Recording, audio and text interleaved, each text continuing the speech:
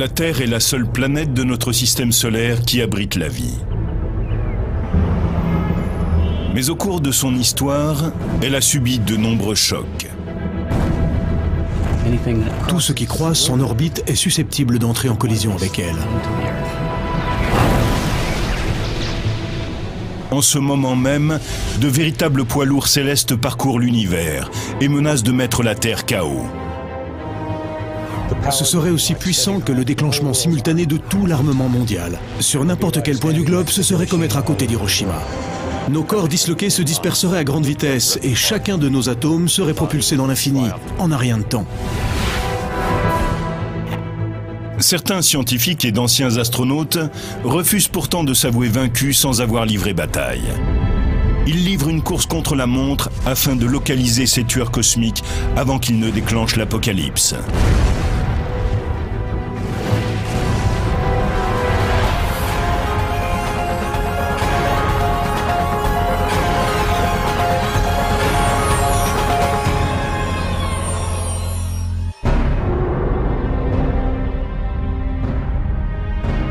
La Terre brille comme un saphir dans notre système solaire.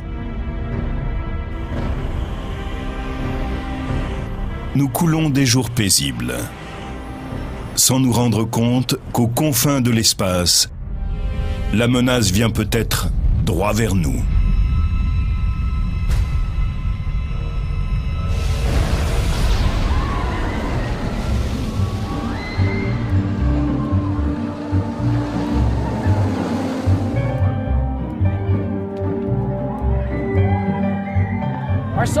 Notre système solaire ressemble beaucoup à un parc d'attractions. La Terre et la plupart des autres objets suivent un chemin bien établi autour du Soleil. Normalement, tout se déroule sans problème. Mais parfois, surgissent le chaos et la violence.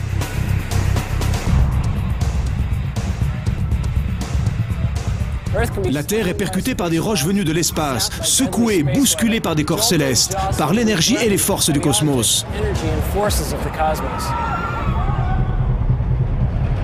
La Terre est comme sur un grand 8 cosmique, une attraction extrêmement dangereuse. Si vous avancez à toute allure sur un chemin déterminé à l'avance, vous espérez que rien ne vous coupera la route.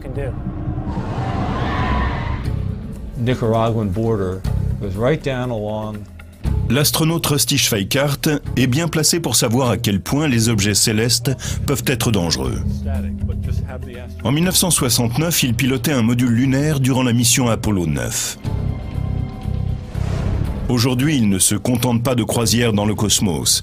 Il tire la sonnette d'alarme à propos d'un astéroïde nommé Apophis, qui s'est dangereusement rapproché de nous en 2004. Il a immédiatement attiré l'attention parce que la probabilité d'un impact était assez élevée. Elle était supérieure à tout ce que l'on avait vu jusqu'alors.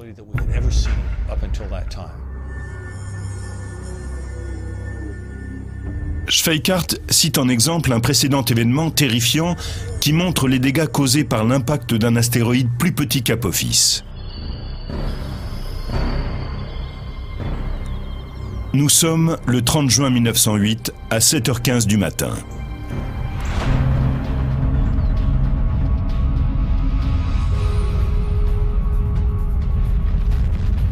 Un objet grand comme le tiers d'un terrain de football est tombé du ciel à une vitesse de plus de 54 000 km/h, laissant derrière lui une traînée de gaz incandescent.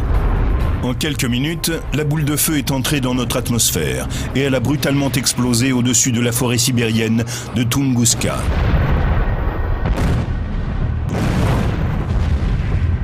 C'est la plus grande explosion de l'histoire de l'humanité. Elle provoqua des vagues de chaleur qui incendièrent 80 millions d'arbres sur une superficie de plus de 1500 km². Heureusement, il n'y eut aucun mort, car la région était très faiblement peuplée. Si cet astéroïde avait explosé quelques heures plus tard, il n'aurait pas touché la Sibérie, mais l'Europe. Et s'il avait explosé en vol au-dessus d'une ville, il y aurait eu des millions de morts en un instant. L'explosion de Tunguska a soulevé des controverses au cours du siècle dernier. Aujourd'hui, de nombreux scientifiques s'accordent sur le fait qu'un astéroïde était à l'origine de l'explosion. Aussi incroyable que cela puisse paraître, il n'est jamais entré en collision avec la Terre. Il a explosé à 8 km au-dessus du sol gelé de Sibérie. Un petit astéroïde rocheux ne peut pas survivre à sa plongée dans l'atmosphère terrestre. Quand il entre en contact avec la plus basse atmosphère, à environ 80 000 km/h, il est comme un œuf qui s'écraserait sur du ciment.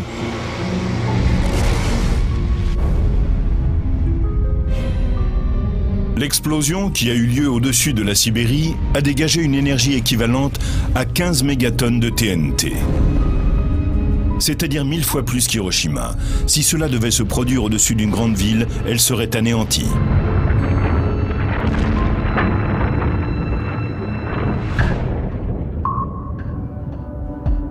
Les scientifiques appellent ces intrus des NEO, Near Earth Objects, c'est-à-dire des objets passant près de la Terre. Ces astéroïdes et ces comètes sont des résidus issus de la formation des planètes. Les comètes se déplacent dans le nuage de Oort et la ceinture de Kuiper qui se trouve derrière la planète Neptune.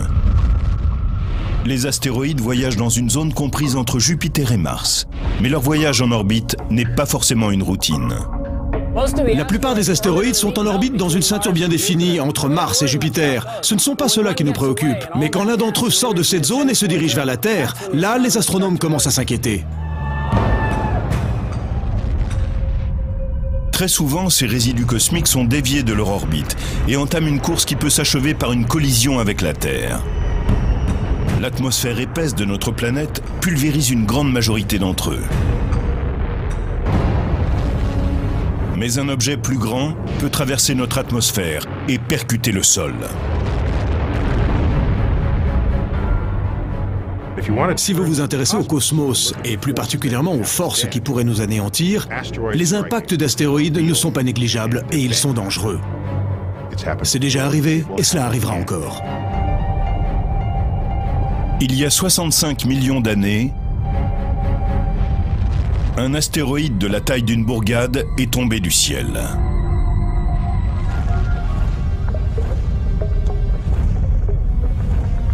Il a explosé dans la péninsule du Yucatan, près de ce qui est aujourd'hui le village mexicain de Chicxulub, en dégageant une puissance équivalente à 100 millions de mégatonnes de TNT.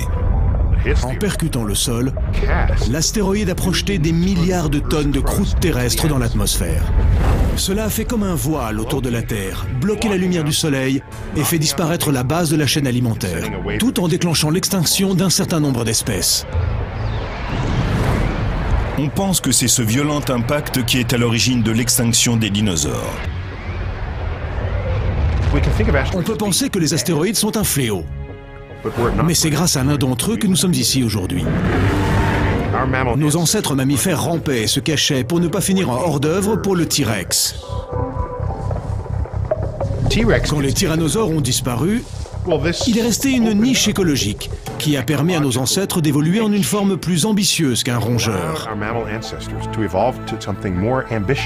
De là sont nés les primates, et des primates descendent les hommes. Mais ce même type de gros rocher cosmique, qui a permis à la race humaine d'exister, pourrait un jour nous faire disparaître de la planète.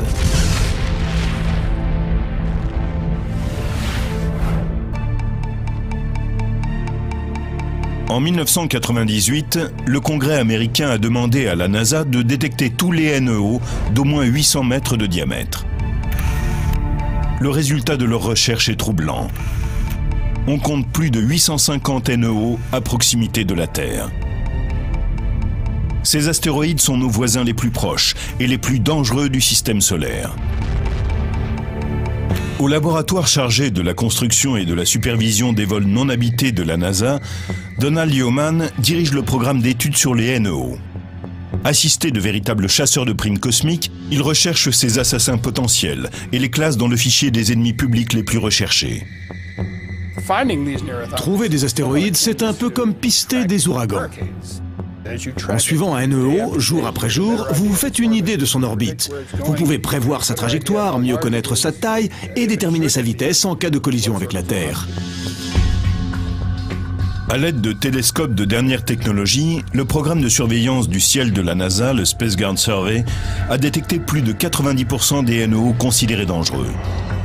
Ces objets effrayants pourraient frapper la Terre avec une énergie supérieure à celle de toutes les armes nucléaires de la planète. Un tel impact pourrait déclencher une extinction massive de certaines espèces. Une telle collision ne risque de se produire qu'une fois sur des centaines de milliers d'années. Mais si elle avait lieu, ça pourrait rayer de la surface de la Terre une grande partie de sa population. Ce sont des événements à faible probabilité mais lourds de conséquences. Une collision avec la Terre aurait un effet global.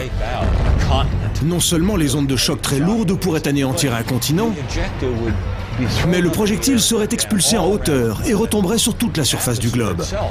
L'atmosphère atteindrait une température d'environ 500 degrés Celsius et la végétation brûlerait. Des cataclysmes peuvent aussi survenir à cause de très petits objets. Ainsi, le Congrès américain a demandé à la NASA de localiser aussi tous les NEO de 150 mètres de diamètre, c'est-à-dire grands comme le Colisée romain. Un objet de cette taille pourrait dévaster une zone urbaine ou même un petit État. Et ce qui inquiète le plus les scientifiques, ce ne sont pas les astéroïdes qu'ils ont déjà découverts, mais ceux qu'ils n'ont pas encore trouvés. À chaque instant, il y a environ 2 douzaines d'objets dont on ne sait pas encore s'ils n'entreront pas en collision avec la Terre.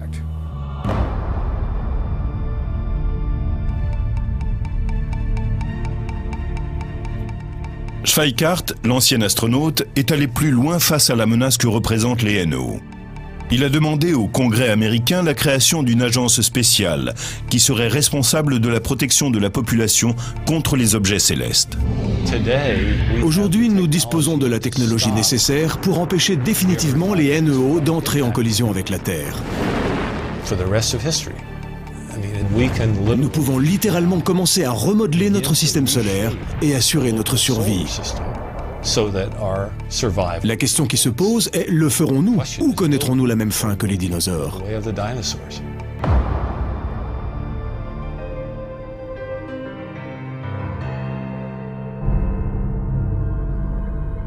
Mais Schweikart n'attend pas que la NASA et le Congrès résolvent la question. Il a ses propres projets pour sauver la planète du prochain impact d'astéroïdes.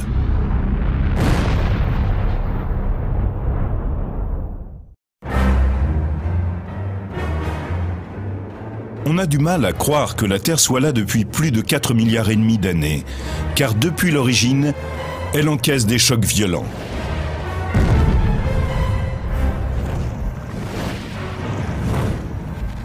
Comme un boxeur, notre monde est constamment agressé par des astéroïdes qui pénètrent dans son orbite. Et dans le futur, la Terre pourrait bien être mise KO. L'ancien astronaute d'Apollo 9, Rusty Schweikart, refuse de laisser les astéroïdes dicter leurs lois. Il est prêt aujourd'hui à défendre la Terre contre ces dangereux blocs de roches. Nous avons découvert que ces NEO passaient au-dessus de nous en permanence. Et nous avons développé nos capacités à modifier l'environnement pour assurer notre survie. Schweikart est particulièrement préoccupé par un astéroïde nommé 2004 MN4, et plus connu sous le nom d'Apophis. Ce rocher criblé de trous d'un diamètre d'environ 220 mètres a frôlé la Terre en 2004. Il est prévu qu'il passe à nouveau près de notre planète le vendredi 13 avril 2029.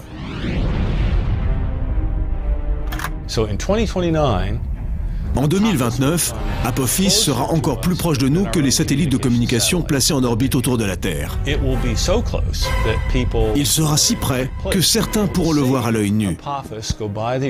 Ils n'auront même pas besoin de jumelles, tant la distance sera faible entre lui et nous. Il y a 99% de chances qu'Apophis ne touche pas la Terre en 2029. Mais s'il la frôle, ne fût-ce qu'à une distance de 30 405 km très exactement, il pourrait passer par ce que l'on appelle un trou de serrure gravitationnelle. C'est une étroite zone de l'espace, large d'environ 800 mètres. Si cela se produisait, l'attraction terrestre pourrait perturber et même changer la trajectoire d'Apophis. ce qui provoquerait une collision avec la Terre 7 ans plus tard, le 13 avril 2036. L'effet gravitationnel de la Terre modifierait l'orbite d'Apophis. Il l'élargirait et dévierait alors l'astéroïde assez pour que 7 ans plus tard, il entre en collision avec la Terre.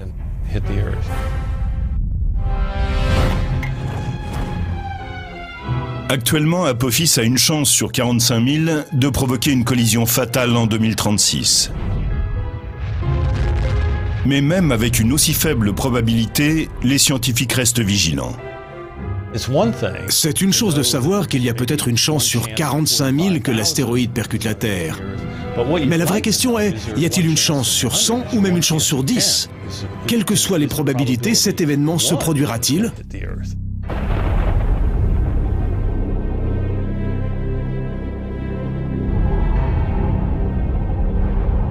Pour Schweikart, nous devrions considérer Apophis comme n'importe quelle catastrophe naturelle. Il a même établi une carte des lieux où celui-ci pourrait frapper. On a la date de l'impact, l'heure, l'inclinaison orbitale. On peut établir une carte. Et ce qu'elle montre, c'est ce que j'ai appelé la trajectoire à risque. Celle-ci traverse toute la planète. Quand je la regarde, je vois que la probabilité d'un impact est forte. Et je me demande bien où il va frapper.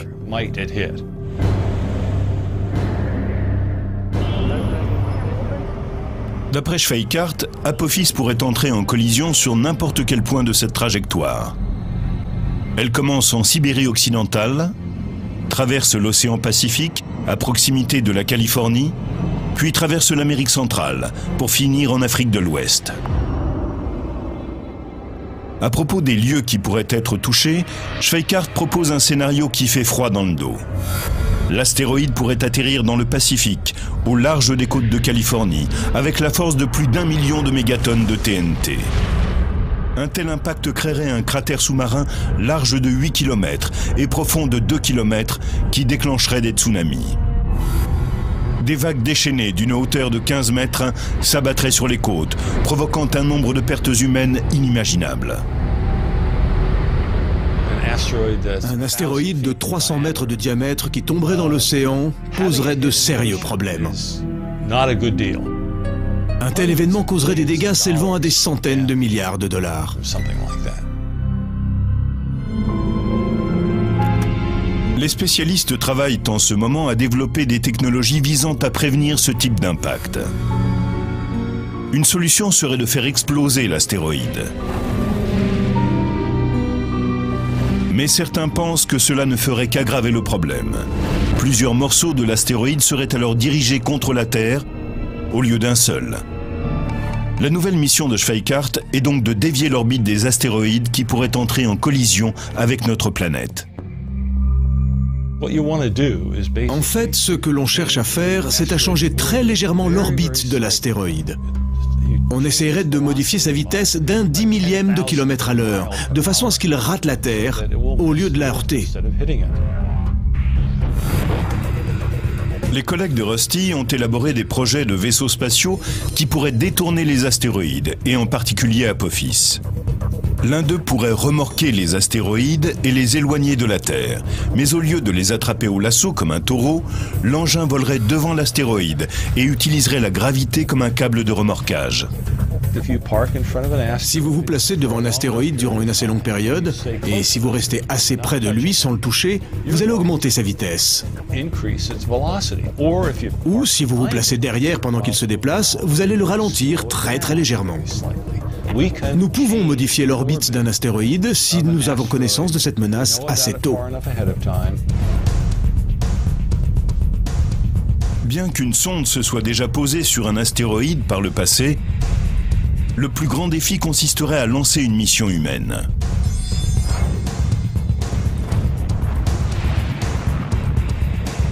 Une fois sur le rocher, les astronautes pourraient monter un transpondeur radio qui permettrait de surveiller les déplacements de l'astéroïde. On pourrait aussi envoyer en mission des robots. Ils se poseraient, recueilleraient un échantillon et nous le ramèneraient. Ce n'est pas si difficile.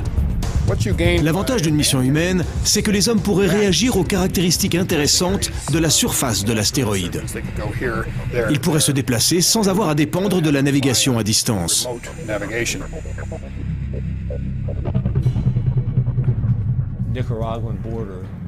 Schweikart insiste sur le fait que nous devons rester en état d'alerte maximum concernant l'astéroïde Apophis.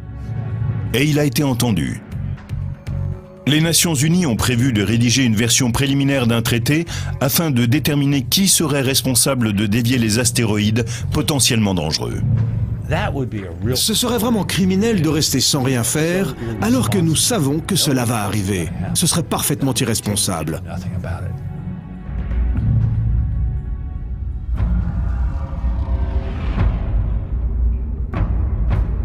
Mais les astéroïdes et les comètes ne sont pas les seules menaces venant de l'espace. La Terre a connu des hauts et des bas. On ne sait jamais ce qui nous attend au tournant, mais la plupart du temps, ce sont de mauvaises nouvelles.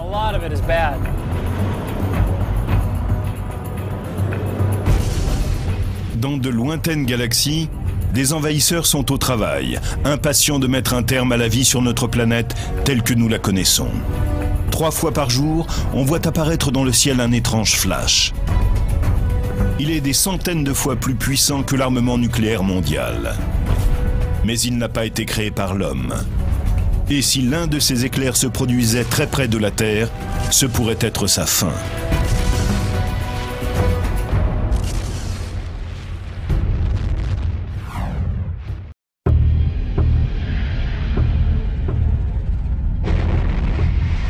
La plupart des habitants de la planète ne sont pas conscients des dangers potentiels qu'abrite l'espace.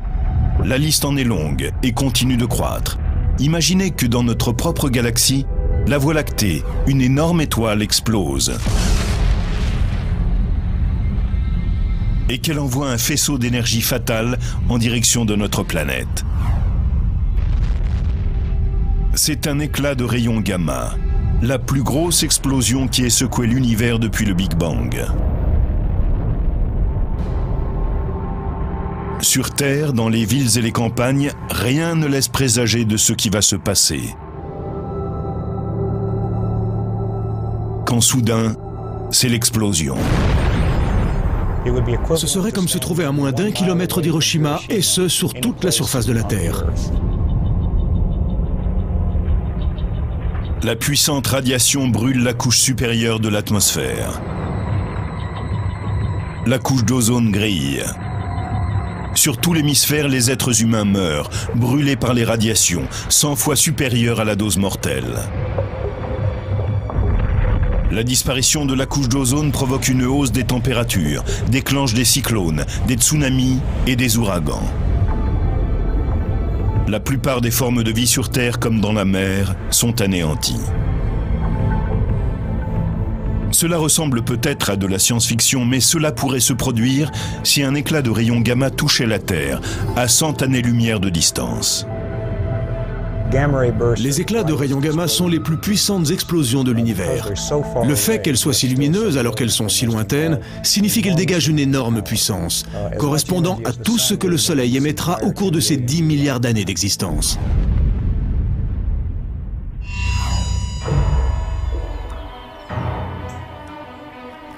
Déjà, étudiant, Stan Woosley a toujours aimé les expériences qui font boum. Aujourd'hui, le travail de cet astrophysicien est bien plus qu'un jeu d'enfant. Il fait partie de ces détectives galactiques qui tentent de découvrir les mystères cachés derrière les éclats de rayons gamma. Nous savons qu'il y a beaucoup de planètes et beaucoup d'étoiles à travers le cosmos, donc d'innombrables civilisations ont sans doute été détruites par des éclats de rayons gamma. Ces faisceaux de radiation particuliers ont été repérés pour la première fois dans les années 60. Au début, la plupart des astronomes croyaient que ces explosions de rayons gamma provenaient de notre propre galaxie, la Voie lactée, à cause de leur extraordinaire luminosité. Une des raisons était que si ces explosions avaient lieu en dehors de la galaxie, alors leur énergie était presque incroyable.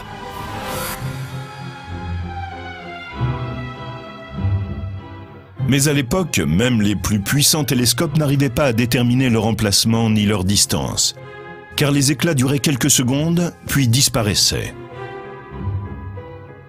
Par la suite, les astronomes se sont demandé ce qu'il en était de leur post-luminescence. Les explosions cosmiques laissent en général derrière elles des résidus lumineux qui peuvent durer des jours ou des semaines. À la fin des années 1990, les satellites ont utilisé des fibres optiques de pointe et des détecteurs de rayons X pour capturer enfin la post-luminescence d'un éclat de rayons gamma. Il est alors clairement apparu que les éclats de rayons gamma étaient en fait cosmiques. Ils venaient de très loin, d'au-delà de notre galaxie, d'une distance de millions et de milliards d'années-lumière, ce qui signifiait que leur énergie devait réellement être astronomique.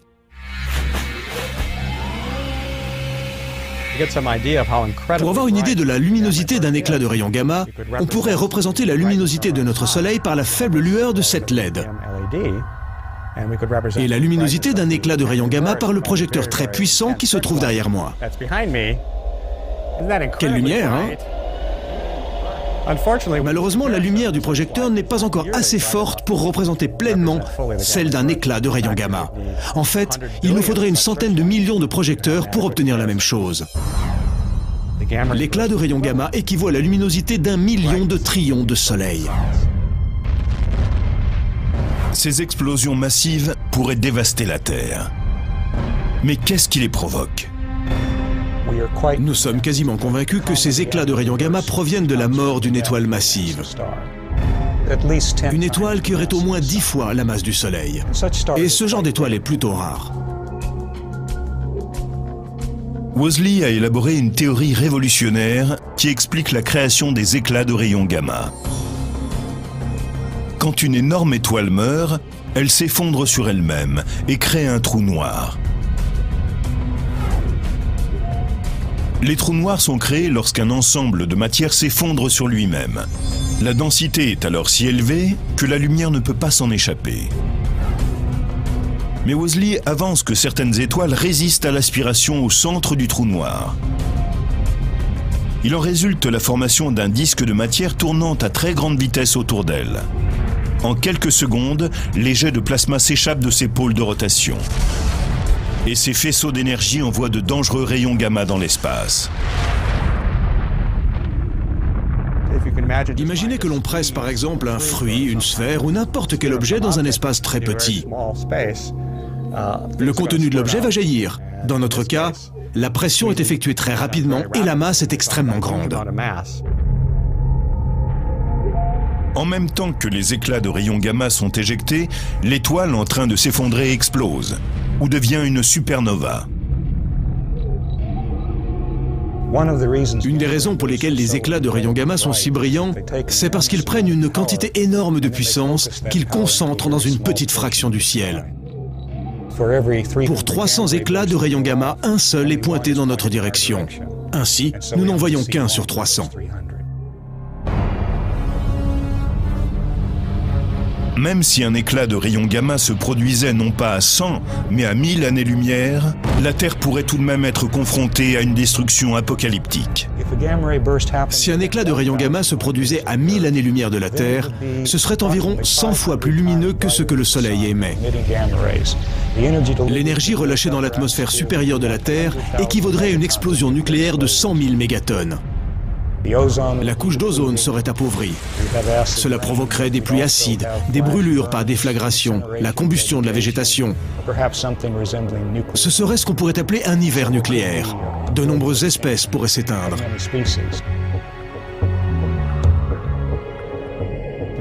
Alors l'autre côté de la Terre serait le meilleur endroit où se trouver, car les rayons gamma ne traversent pas la planète. Si vous étiez là, vous ne seriez pas touché par la déflagration. Mais l'appauvrissement de la couche d'ozone et les changements de composition de l'atmosphère atteindraient tôt ou tard l'autre côté de la Terre. Et cela, nul n'en connaît les effets. Statistiquement, cet effroyable scénario a 1% de chance de se produire sur la Terre. Mais même ce faible pourcentage est peu rassurant, si vous pensez que vous vivrez peut-être sur la planète à ce moment précis. Si vous vous trouvez dans le point de mire du rayon, on peut dire que ce n'est pas votre jour de chance. Si un de ces éclats se produit dans notre galaxie et que son faisceau est pointé sur vous, allez vous coucher dans une grotte. Car il dégage des radiations d'une énergie très élevée. C'est le genre d'énergie qui décomposerait vos molécules. Il vaut mieux ne pas être dans les parages à ce moment-là. Il n'y a pour l'instant aucune mesure de défense pour nous protéger des éclats de rayons gamma s'ils se produisaient près de la Terre. Ils voyagent à la vitesse de la lumière, c'est-à-dire à près de 300 000 km/s. Au moment où nous les découvririons, ils auraient déjà atteint notre planète. Les éclats de rayons gamma pourraient représenter un risque pour la Terre ou pour tout être vivant qui croiserait leur trajectoire. Mais comme nous l'avons vu, ils sont plutôt rares. D'autres phénomènes dans le ciel et sur la Terre sont bien plus dangereux. Des cataclysmes se produisent très souvent dans les recoins de l'univers. Et un jour, quelque chose soufflera la Terre.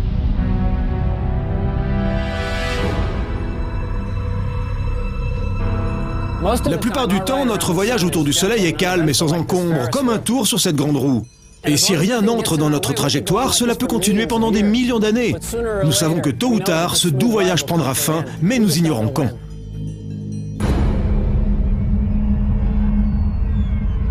Malheureusement, la mort de notre planète viendra probablement de l'élément même qui nous donne la vie.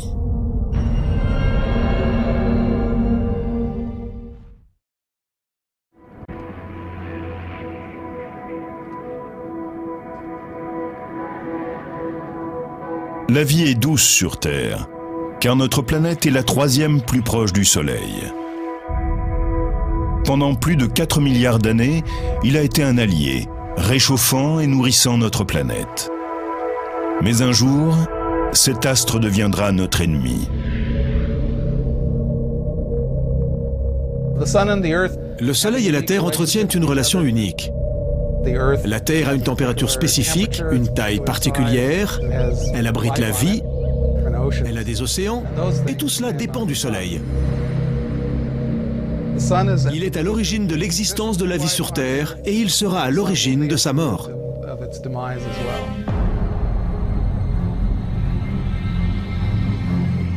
La relation qui unit la Terre au Soleil deviendra dysfonctionnelle quand il fera vraiment monter la température. Le Soleil se réchauffe en brûlant de l'hydrogène pour le transformer en hélium. 4 atomes d'hydrogène donnent un atome d'hélium. Cela signifie qu'il y a de moins en moins de particules actives à l'intérieur du Soleil. Pour résumer, disons que le Soleil a besoin d'être de plus en plus chaud et de plus en plus lumineux pour se maintenir. À mesure que le noyau du Soleil se réchauffera, ses parties extérieures vont gonfler et rougir. Dans un feu de joie, il y a un grand tas de bois, et on en ajoute encore. Au bout d'un moment, assez de bûches ont brûlé et le tout s'effondre. Il y a alors une explosion d'étincelles et le feu devient encore plus lumineux. C'est un peu ce qui se passe avec le Soleil. En ce moment, il brûle de l'hydrogène et le transforme en hélium. Or, l'hélium est comme la cendre. À mesure que le Soleil s'effondre, les cendres se rallument, l'hélium se transforme en carbone. Et alors, il fait vraiment très chaud. Le Soleil se dilatera alors en une géante rouge et réduira en cendres les formes de vie terrestres les plus complexes. Quand le Soleil deviendra une géante rouge, sa taille sera multipliée par 30. Ainsi, la surface du Soleil sera en dehors de l'orbite de Mercure. Sa luminosité sera multipliée par 1000 environ. Cela réchauffera la Terre au point que la croûte extérieure, les pierres, ces parties solides, fondront. Toute la planète deviendra une boule de lave en fusion. Le Soleil brûlera les planètes du système solaire. Puis, il se refroidira. Mais la Terre sera alors réduite en cendres, pareil à un morceau de charbon de bois. Et cela ne sera pas idéal pour la manifestation de la vie. Mais le destin cauchemardesque de la Terre ne s'arrête pas là. Une fois transformé en géante rouge, le Soleil connaîtra des variations de taille avant de s'effondrer et de devenir une naine blanche. Le Soleil, qui était énorme, devient tout d'un coup minuscule et très dense. Il n'est pas plus grand que la Terre, et il se tient là au centre de notre système solaire, émettant une lumière bien plus faible qu'autrefois.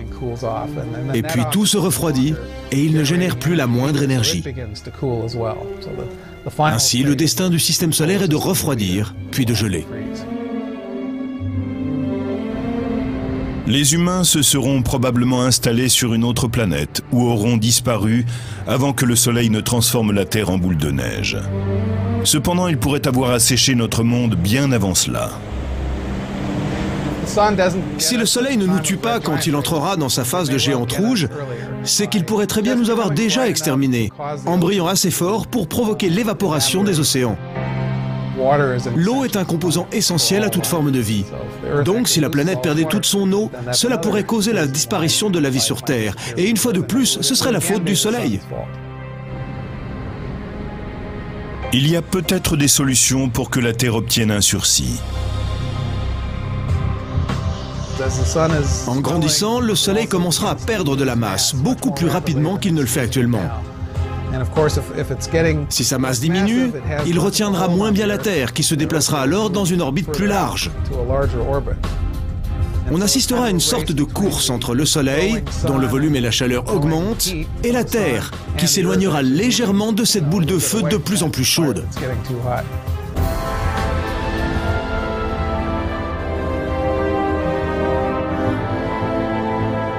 Même si notre planète parvient à ne pas être calcinée par le Soleil, son avenir demeure bien lugubre.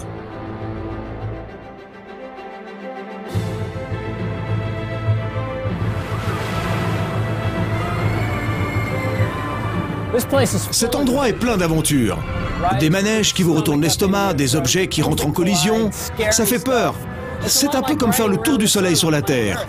Mais quand celle-ci est frappée, quand les choses commencent à se disloquer, la fête pourrait bien s'achever.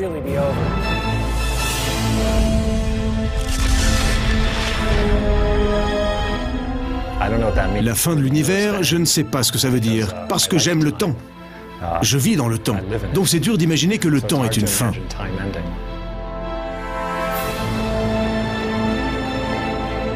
Aujourd'hui, les scientifiques observent notre inévitable destin.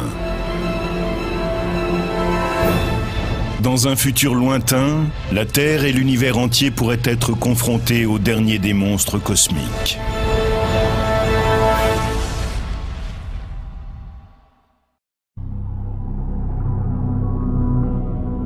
Personne ne se doute que le plus fatal ennemi de la Terre est tapi parmi les étoiles. Mais dans l'avenir et sans avertissement préalable, une grande faucheuse cosmique déclenchera la dernière apocalypse.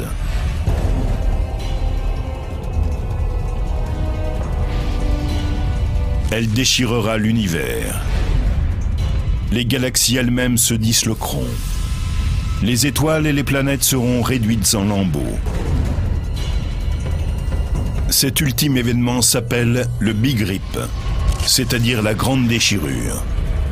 Et quand il commencera, il ne s'arrêtera pas avant d'avoir réduit chaque atome de l'univers en charpie.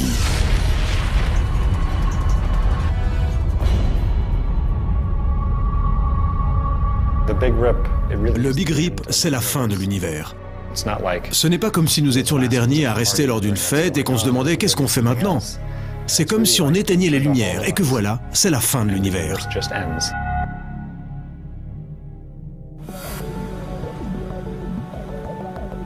Les physiciens Robert Caldwell et Mark Kamientkowski ont élaboré la notion de grande déchirure, une sinistre hypothèse sur le destin de l'univers.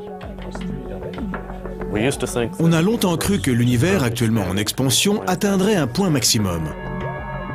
Le Big Rip, c'est l'idée que l'expansion sera non seulement continue et accélérée, mais qu'elle déchirera tout sur son passage. Caldwell et Kamientkowski ont calculé que l'univers était en expansion à une vitesse croissante et inquiétante, et que quelque chose aspirait tout vers l'extérieur. Telle une brigade des mœurs galactiques, ces jeunes scientifiques traquent ce tueur cosmique. Ils pensent que le coupable serait un mystérieux phénomène appelé énergie noire. Comprendre ce qu'est l'énergie noire est probablement le but numéro 1 des cosmologistes aujourd'hui. Par définition, l'énergie noire est noire. On ne peut pas la voir. Nous la ressentons à travers ses effets sur le comportement gravitationnel de l'univers. Il y a peut-être de l'énergie noire dans cette pièce, sous la chaise. C'est seulement quand on s'intéresse à ses propriétés à une échelle cosmologique, à des milliards d'années-lumière de nous, qu'on commence à voir les effets cumulés de l'énergie noire. Elle provoque l'éloignement des objets entre eux et contribue à l'expansion de l'univers à une vitesse accélérée.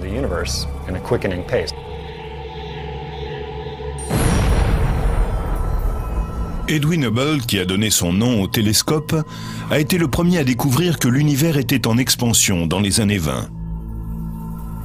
Mais ce n'est qu'en 1998 qu'une équipe de spécialistes a mesuré que cette expansion se produisait à une vitesse impressionnante. On pourrait représenter notre univers, notre espace en 3 dimensions, par un ballon.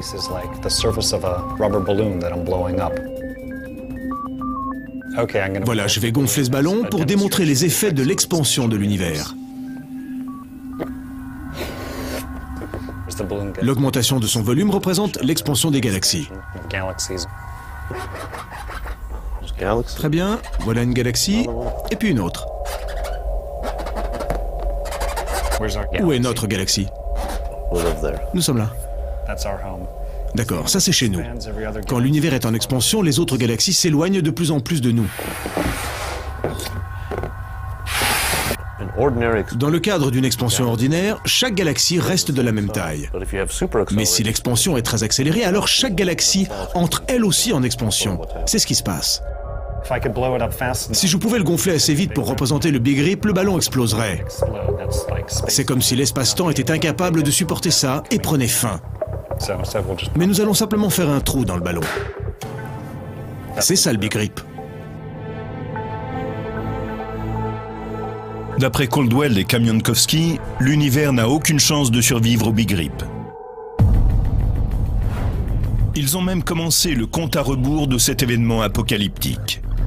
Le Big Rip retrousse ses manches, pour ainsi dire, et déchire l'univers couche après couche, en allant de l'extérieur vers l'intérieur, de l'échelle la plus grande à la plus petite. Il faut 1 milliard d'années pour déchirer des petits morceaux de galaxies, puis des centaines de millions d'années pour déchirer les galaxies elles-mêmes. En ce qui concerne le système solaire, on parle de centaines de milliers d'années. Après cela, déchirer la Terre elle-même prendrait moins d'1 heure. C'est assez intéressant d'imaginer à quoi cela ressemblerait. Si j'étais dans une capsule de protection en train d'observer le phénomène, je verrais un mur noir se diriger vers nous. Je ne verrais plus aucune étoile. La Terre, couche après couche, serait pelée et éjectée dans l'espace.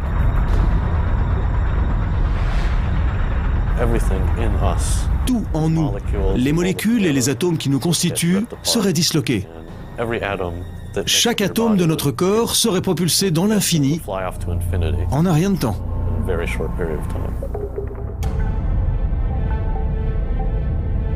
Heureusement, les hommes n'ont pas à se soucier du Big Rip.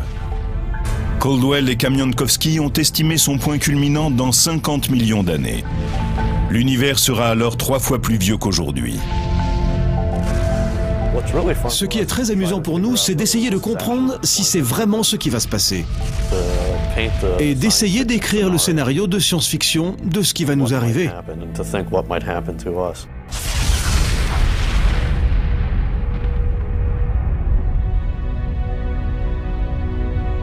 Les menaces venant de l'espace sont bien réelles. Certaines pourraient nous atteindre demain, d'autres dans un futur lointain. Mais une chose est sûre, un événement mettra un point final à la Terre et probablement à l'univers entier, une fois pour toutes. Ce n'est qu'une question de temps. Parfois, il est utile de se dire que notre vie sur Terre est fragile et que nous ne sommes pas ici pour l'éternité. Peut-être y a-t-il un espoir, mais vu la tournure des choses, l'univers prendra fin. Et c'est